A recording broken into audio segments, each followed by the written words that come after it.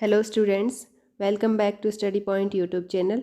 तो आज हम फिर हाजिर हैं आप लोगों के साथ एमसीक्यूज़ लेकर। तो हमारा फर्स्ट एमसीक्यू रहने वाला है variation occur as a result of, परिणाम स्वरूप विभिन्नताएं उत्पन्न होती हैं। तो फर्स्ट ऑप्शन है एसेक्सुअल रिप्रोडक्शन, मतलब अलैंगिक प्रजनन। सेकंड ऑप्शन है वेजिटेटिव प्रोपगेशन, यानी कि वानस्पतिक प्रसार या फिर कायिक प्रवर्धन से। ये नेक्स्ट ऑप्शन है सेक्सुअल रिप्रोडक्शन, यानी कि यौन प्रजनन से। एंड डी ऑप्शन है रीजनरेशन, यानी कि पुनर्जनन या फिर पुनरुद्भवन। तो वेरिएशन कौन से रिप्रोडक्शन से होते हैं? तो कौन से होते हैं? सेक्सुअल रिप्रोडक्शन से। क्यों? क्योंकि एसेक्सुअल रिप्रोडक्शन और ये जो वेजिटेटिव रिप्रोडक्शन है, इसके अंदर जो नेक्स्ट जनरेशन होती है उसके अंदर वेरिएशन नहीं आते हैं, जबकि सेक्सुअल रिप्रोडक्शन में वेरिएशन आते हैं। तो कौन सा ऑप्शन सही होगा? Option C. इसी के साथ करते हैं नेक्स्ट क्वेश्चन। और नेक्स्ट क्वेश्चन के अंदर क्या पूछा है? The seeds with 2 cotyledons are, 2 बीजपत्र वाले बीज हैं। फर्स्ट ऑप्शन दिया है फ्रूट, सेकंड ऑप्शन दिया है डाइकोट, थर्ड दिया है मोनोकोट एंड फोर्थ दिया है फ्लोवर। तो जिनके अंदर 2 बीजपत्र होते हैं उनको हम क्या बोलते हैं? डाइकोट्स। इसको ऐसे भी समझ सकते हैं जैसे कि डाई मतलब क्या होता है? 2, और मोनो का मतलब क्या होता है? 1। जिसके अंदर एक कोटिलिडन होगा उसको क्या बोलेंगे? मोनोकोट। एंड जिसके अंदर दो कोटिलिडन होंगे उसको क्या बोलेंगे? डाइकोट, यानी कि द्विबीजपत्र। इसी के साथ इसके अंदर डायग्राम के अंदर एग्जाम्पल भी दिए हुए हैं, जैसे बीन्स है, कॉफ़ी है, पी है। इसके अंदर एक इसके एग्जाम्पल है डाइकोटिलिडन्स के या फिर डाइकोट के। इसी के साथ करते हैं नेक्स्ट क्वेश्चन। और नेक्स्ट क्वेश्चन के अंदर क्या पूछा है? द एंथर कंटेन, परागकोश में होता है। फर्स्ट ऑप्शन है सेपल्स, यानी कि बाह्य दल। सेकंड ऑप्शन है ओव्यूल्स, यानी कि अंडाणु। थर्ड ऑप्शन है कार्पल्स, यानी कि अंडप। फोर्थ ऑप्शन है पोलेंस, यानी कि परागकण या पराग। तो एंथर के अंदर क्या होता है? डायग्राम में देख सकते हैं अपन कि ये जो स्टेमन वाला जो पार्ट होता है, इसके अंदर 2 पार्ट होते हैं, फिलामेंट एंड एंथर। तो एंथर के अंदर पूछा है, तो एंथर क्या कंटेन करता है? एंथर क्या कंटेन करता है? Pollen grains. तो अपना ऑप्शन कौन सा सही हो जाएगा? पोलन्स, यानी कि ऑप्शन डी। इसी के साथ करते हैं नेक्स्ट क्वेश्चन। और नेक्स्ट क्वेश्चन के अंदर दिया है the reproductive part of plant is, plant का प्रजनन भाग है। तो प्लांट का प्रजनन भाग कौन सा होता है? देखते हैं इसके अंदर। फर्स्ट ऑप्शन है सेपल्स, सेकंड ऑप्शन है पेटल्स एंड थर्ड ऑप्शन है एंथर एंड फोर्थ ऑप्शन है फ्लोवर। तो रिप्रोडक्टिव पार्ट कौन सा होता है प्लांट में? तो वो होता है फ्लोवर। ये डायग्राम के अंदर अपन देख सकते हैं कि रिप्रोडक्टिव पार्ट होता है किसका? प्लांट का। तो इसमें कौन सा ऑप्शन सही हो जाएगा? ऑप्शन डी, फ्लोवर, यानी कि फूल। इसी के साथ करते हैं नेक्स्ट क्वेश्चन। और नेक्स्ट क्वेश्चन के अंदर क्या पूछा है? The part of the flower which is present in the centre of the flower is, फूल का वह भाग जो फूल के मध्य में मौजूद होता है। मतलब जो फ्लोवर होता है उसके मध्य में कौन सा पार्ट प्रेजेंट होता है इनमें से? तो फर्स्ट ऑप्शन है सेपल्स, यानी सेकंड ऑप्शन है पेटल्स एंड थर्ड ऑप्शन है कार्पल्स एंड फोर्थ ऑप्शन है स्टेमन। तो डायग्राम में अपन देख सकते हैं कि बीच के अंदर कौन सा पार्ट मौजूद है? कार्पल्स, जिसके अंदर क्या क्या आते हैं? Stigma, style, pollen tube, ovary and ovules. तो ये फूल का क्या होता है? मध्य भाग होता है। इसी के साथ इसका ऑप्शन कौन सा सही हो जाएगा? कार्पल्स, यानी कि डी ऑप्शन सही हो जाएगा। इसके अलावा कार्पल्स का दूसरा नाम क्या होता है? पिस्टिल। ठीक है, इसी के साथ करते हैं नेक्स्ट क्वेश्चन। और नेक्स्ट क्वेश्चन के अंदर क्या पूछा है? Male reproductive organ in flowering plant is, पुष्पीय पौधों में नर प्रजनन अंग होता है। तो पुष्पीय पौधों में नर प्रजनन अंग कौन सा होता है? फर्स्ट ऑप्शन दिया है कार्पल, सेकंड ऑप्शन है स्टेमन एंड थर्ड ऑप्शन है कोरोला एंड फोर्थ ऑप्शन है ओवरी। तो नर प्रजनन अंग पूछा है, तो नर प्रजनन अंग कौन सा होता है? स्टेमन। डायग्राम में अपन देख सकते हैं कि ये वाले जो पार्ट होते हैं इसके अंदर, ये किसका पार्ट होते हैं? स्टेमन का। ऊपर वाला जो ये येलो वाला पार्ट है, ये क्या, इसको क्या बोलते हैं? एंथर। और सेकंड ये जो पार्ट है फिलामेंट वाला, इसी को क्या बोलते हैं? फिलामेंट। तो जिसके अंदर स्टेमन जो होता है ये क्या होता है?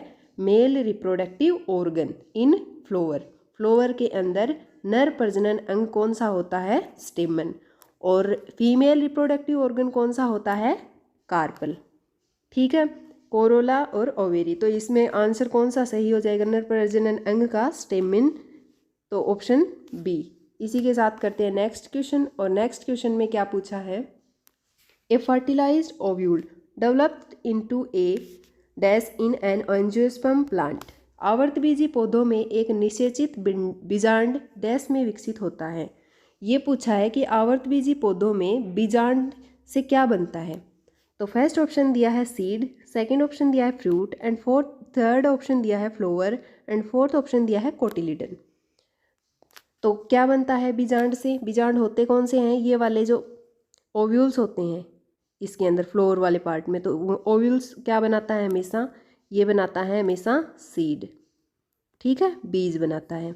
इसी के साथ इसमें एक और होता है, एक होता है ओवेरी। और ओवेरी से क्या बनता है हमेशा? ओवेरी से बनता है फ्रूट यानी कि फल। तो इनमें से दो क्वेश्चन बनते हैं। फर्स्ट बनता है कि ओव्यूल से क्या बनता है, तो ओव्यूल से बनता है सीड। और जबकि ओवेरी क्या बनाता है? ओवेरी बनाता है हमेशा फ्रूट। तो इसमें अपने बीजांड से पूछा है, तो बीजांड में ऑप्शन कौन सा सही हो जाएगा? सीड यानी कि बीज। इसी के साथ करते हैं नेक्स्ट क्वेश्चन। और नेक्स्ट क्वेश्चन के अंदर क्या दिया है, which of the following is the correct sequence of events of sexual reproduction in a flower. Flower के अंदर सही सीक्वेंस पूछा है सेक्सुअल रिप्रोडक्शन का। तो इसके अंदर देखते हैं फर्स्ट ऑप्शन कौन सा होगा। पोलिनेशन है, फर्टिलाइजेशन, सीडलिंग या एम्ब्रियो। क्या पहले पोलिनेशन होता है? सही बात है। सेकंड फर्टिलाइजेशन होता है, ये भी सही बात है। थर्ड है सीडलिंग और फिर है एम्ब्रियो। पहले सीडलिंग होता है क्या या फिर एम्ब्रियो बनता है? तो पहले एम्ब्रियो बनता है। तो इसमें कौन सा ऑप्शन सही होगा? पोलिनेशन का इसमें पहले सीडलिंग है और इसमें पहले एम्ब्रियो है, तो ये दोनों ऑप्शन तो पहले ही कैंसिल हो जाएंगे, ठीक है। ऑप्शन कौन सा बचता है? सी वाला। सी वाले में क्या है? पोलिनेशन। ये बात भी सही है। पोलिनेशन क्या होता है? जब पोलन्स जो होते हैं वो स्टिग्मा के ऊपर जाके क्या करते हैं, स्टिग्मा से होते हुए तथा वो पोलन ट्यूब से होते हुए ओवेरी में जाके एग से मिल जाते हैं, ठीक है। तो ये एग और स्पर्म आपस में मिलके क्या बना लेते हैं?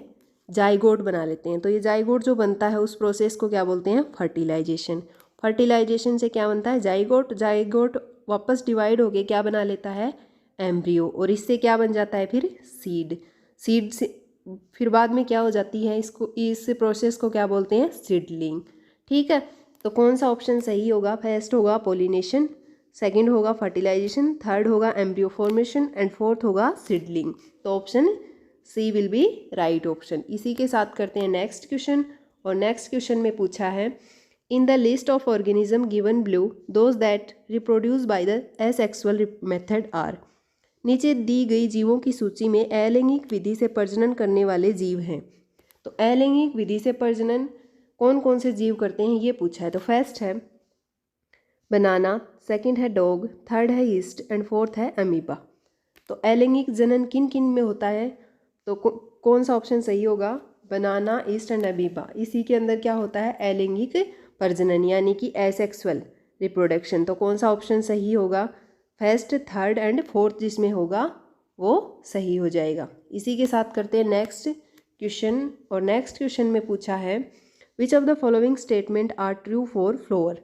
फ्लावर के लिए कौन सा कथन सत्य है? तो फर्स्ट ऑप्शन दिया है, फ्लावर्स आर ऑलवेज बाइसेक्सुअल। फूल सदैव उभयलिंगी होते हैं। क्या ये बात सही है कि बाइसेक्सुअल ही होंगे हमेशा? नहीं, यूनिसेक्सुअल भी होते हैं। तो ये ऑप्शन गलत हो जाएगा। सेकंड ऑप्शन है, they are the sexual reproductive organ. ये यौन प्रजनन अंग है। ये बात सही है कि फ्लावर क्या होते हैं? रिप्रोडक्टिव ऑर्गन होते हैं प्लांट के। थर्ड ऑप्शन है, they are produced in all group of plant. ये सभी ग्रुप ऑफ प्लांट में प्रोड्यूस होते हैं। तो ये बात सही है, ये बात सही नहीं है। नेक्स्ट ऑप्शन है, after fertilization they give rise to fruit. Fertilization के बाद वे क्या करते हैं? फलों को जन्म देते हैं। तो ये बात सही है। तो कौन सा ऑप्शन सही हो जाएगा? जिसके अंदर सेकंड और फोर्थ होंगे वो ऑप्शन सही हो जाएगा, मतलब डी ऑप्शन सही होगा। इसी के साथ करते हैं नेक्स्ट क्वेश्चन। और नेक्स्ट क्वेश्चन के अंदर क्या पूछा है, fertilization occur in human female when the sperm and ovum reach simultaneously at. मानव मादा में निषेचन तब होता है जब शुक्राणु और डिंब एक साथ पहुंचते हैं। तो फर्टिलाइजेशन कहाँ पे होता है ये पूछा है, कि जहाँ शुक्राणु, स्पर्म और ओवम एक जगह मिलते हैं, जिस जगह को उस जगह का नाम पूछा है। तो फर्स्ट ऑप्शन क्या दिया है, फेलोपियन ट्यूब, सेकंड ऑप्शन दिया है यूटेरस, थर्ड है वेजाइना एंड फोर्थ है सर्विक्स। तो फर्टिलाइजेशन कहाँ पे होता है, तो डायग्राम में देख सकते हैं ये वाली जो होती है ये होती है फेलोपियन ट्यूब। इसी के अंदर जब एग और ये स्पर्म और ओव्यूम जब क्या करते हैं, फ्यूज़ करते हैं, तो यहाँ पे ही क्या होता है, फर्टिलाइजेशन। तो कौन सा ऑप्शन सही हो जाएगा, फेलोपियन ट्यूब वाला।